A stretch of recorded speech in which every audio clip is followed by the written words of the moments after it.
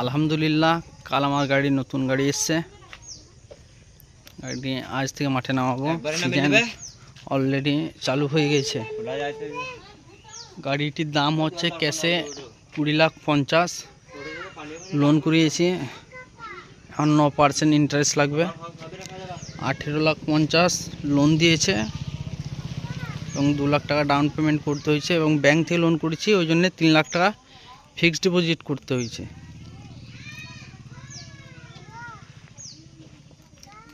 এবং এটা যেটা লোন চার্জ বা ইন্স্যুরেন্স 40,000 টাকা আরও লেগেছে।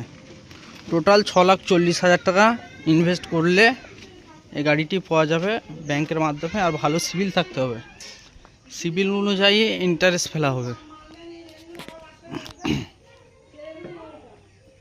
গাড়ি যদি ভালো লাগে লাইক কমেন্ট শেয়ার করো।